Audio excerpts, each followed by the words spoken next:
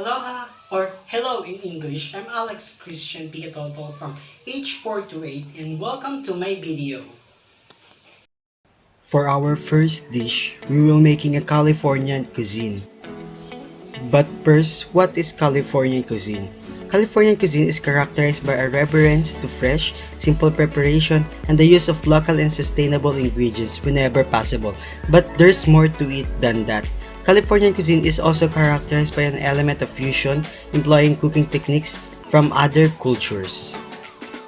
For our first dish, we will making our California popcorn calamari or a normal California calamares.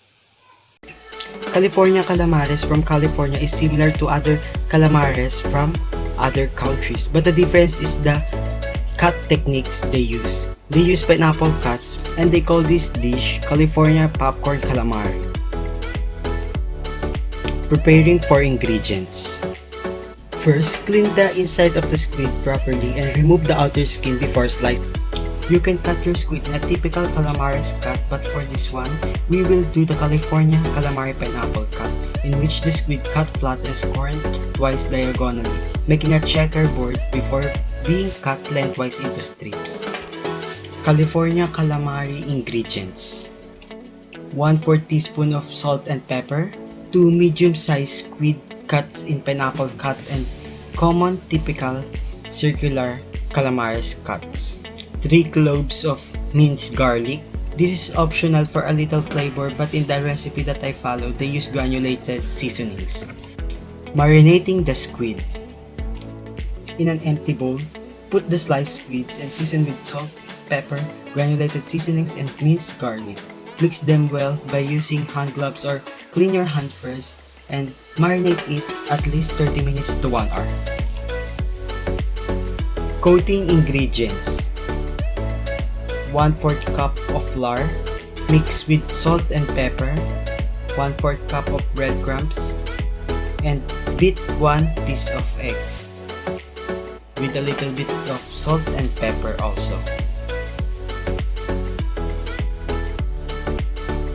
Coating the squid before frying and after marinating for 30 minutes to 1 hour. I use tongs when coating the squid so that hindi kumapit yung mga flour and breadcrumbs sa kamay ko, yung business sa squid. For the first step, coat the marinated squid with flour, then next in egg, and next in breadcrumbs, and put it in an empty container or bowl. But for California popcorn calamari, they usually put flour and no breadcrumbs and eggs, but they season the flour with seafood seasonings or a lot of salt and pepper for additional flavors of a calamari. Once it's done, let's now prepare our oil and pan where we will be frying our California calamari. Frying the calamari or calamares. Before frying, let's do first a toothpick test to know if the oil reached 375 degrees, and once the oil starts bubbling vigorously, we can now put our calamari. But if you don't have toothpick at home, you can stick the bottom of your wooden spoon.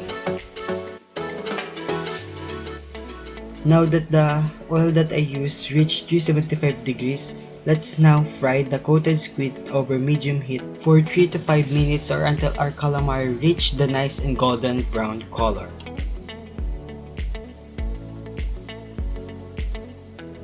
Once the frying is done, transfer the cooked calamares in a plate with paper towels on it so that it can absorb the excess oil in our food.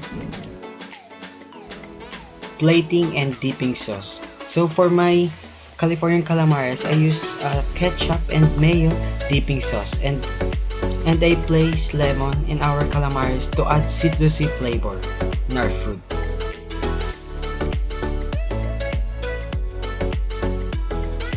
Now, eat and serve the California calamares while at its best. You can also top it with green onions for additional color and touch of green.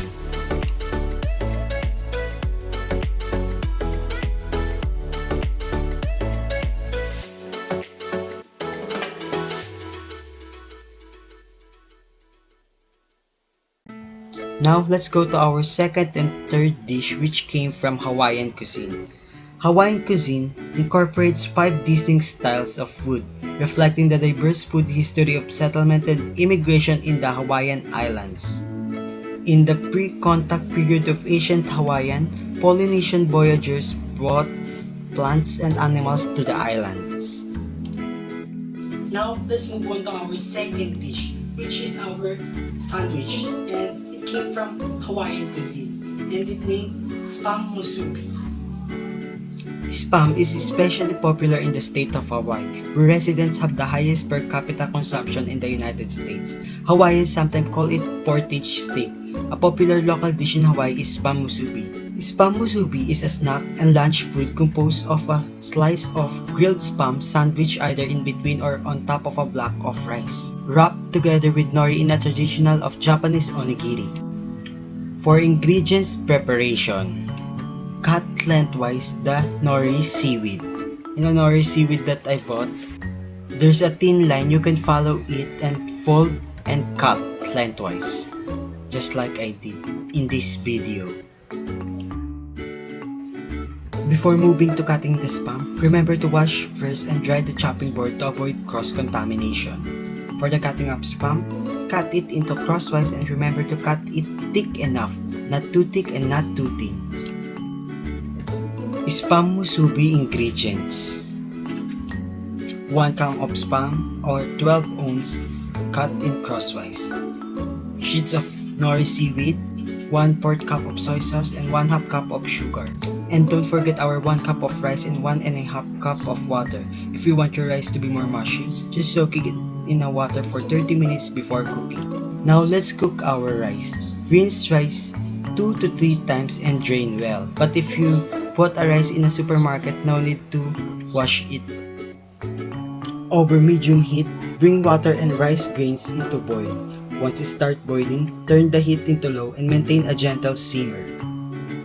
Cook without picking or stirring. Cook until the water is absorbed, about 18 minutes. Try not to pick until the end of the cooking time so the steam doesn't escape. Once it's done, turn off heat and let the rice rest covered. Let's now cook our spam musubi. In a bowl, combine soy sauce and sugar and stir continuously until sugar is dissolved. Then set aside. The consistency must be a teriyaki sauce or oyster sauce consistency.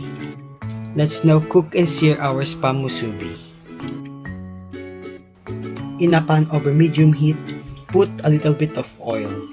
Then add the spam slices in a single layer and cook, turning once or twice for about 1 to 2 minutes on each side or until slightly crisp. Remember to sear it and not fully cook it or fry it.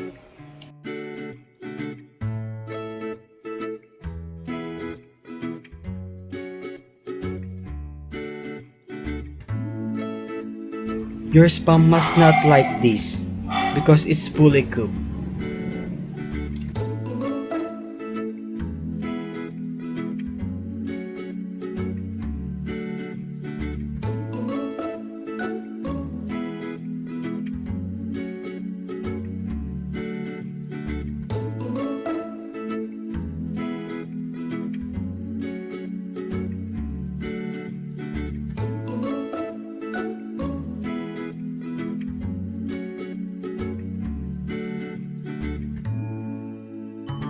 Once the searing is done, add now back all the spam you fried.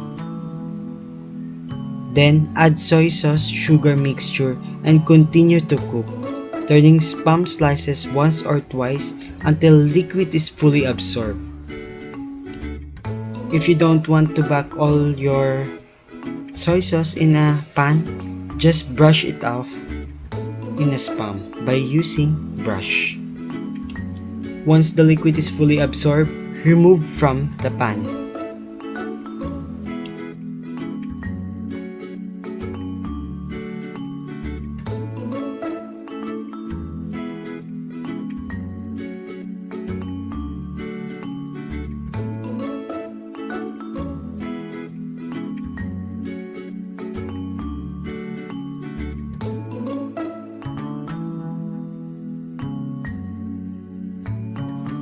Assembling the spam musubi.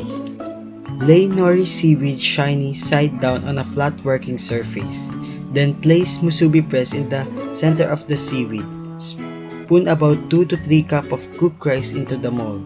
Then press down the rice to pack tightly into about 1 inch thick. Then pull up the mold to release rice block. Just like what I am doing in this video.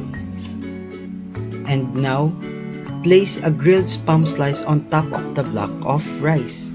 Then fold one end of a seaweed over and tuck between the spam and rice, and then fold the other side of the seaweed over to wrap around the rice and spam. Then moisten edge of seaweed with water to seal. Now, serve and enjoy the spam musubi while at its best, while it's still hot, and while it's achieved room temperature. You can also store them in an airtight container or wrap them with plastic wrap and place them in the fridge. To serve refrigerated musubi, warm them in the microwave for 20 seconds or so to get the best texture.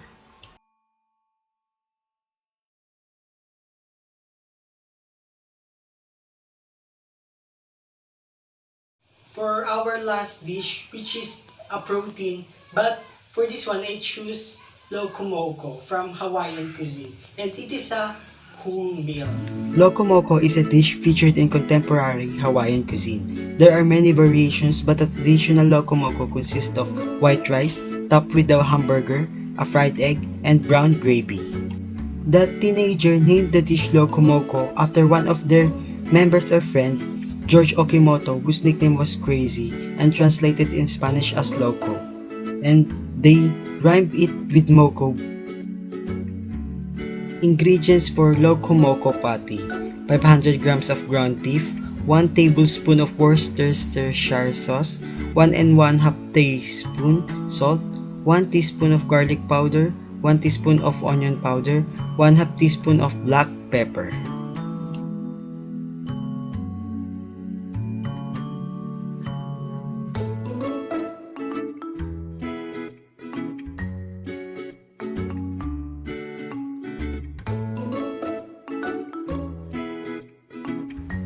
Making patty for Locokomoko. Wash your hands first or use disposable plastic gloves. In an empty bowl, put the ground beef, Worcestershire sauce, salt, garlic powder, onion powder, black pepper, and mix it with your hands. Then, grab a handful of patties and start forming it into a ball. Then flatten it with your hand to create a burger patty. The patty must be not too thick and not too thin, or 1 inch thick, because it will shrink when fried, and repeat the process until all your patties have been made.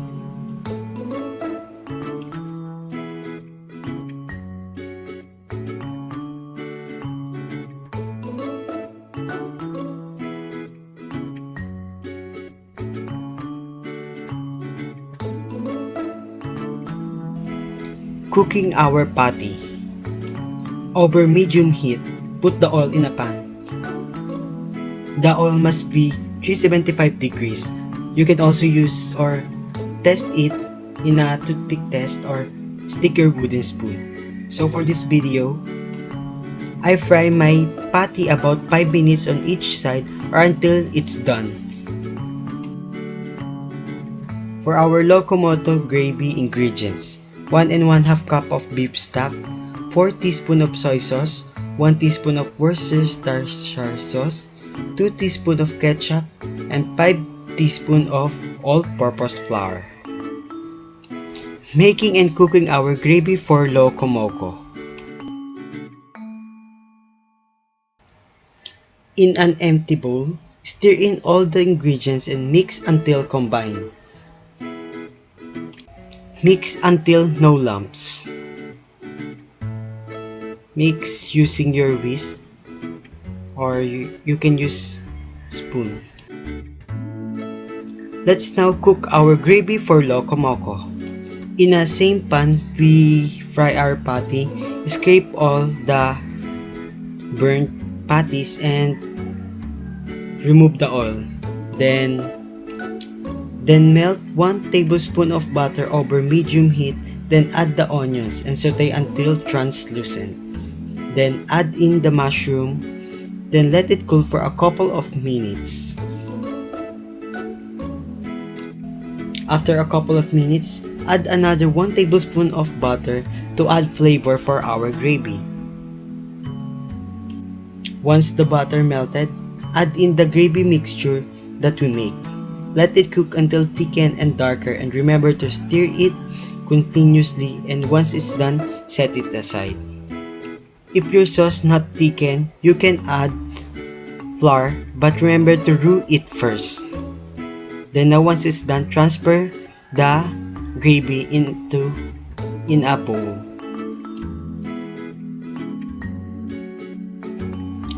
Assembling the Locokomoko.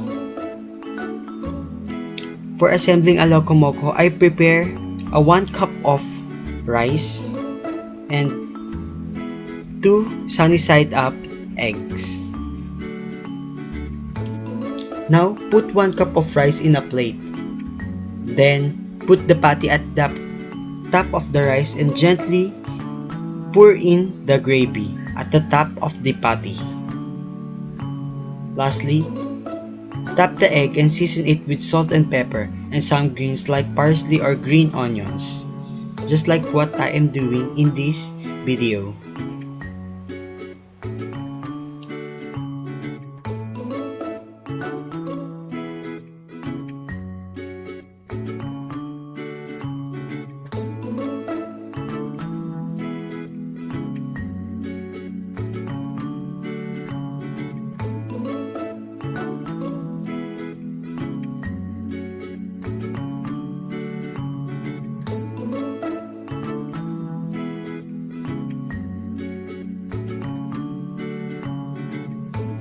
Tada! Eat and serve your Locokomoko while at its best, while the gravy is still hot and your sunny side up is still runny.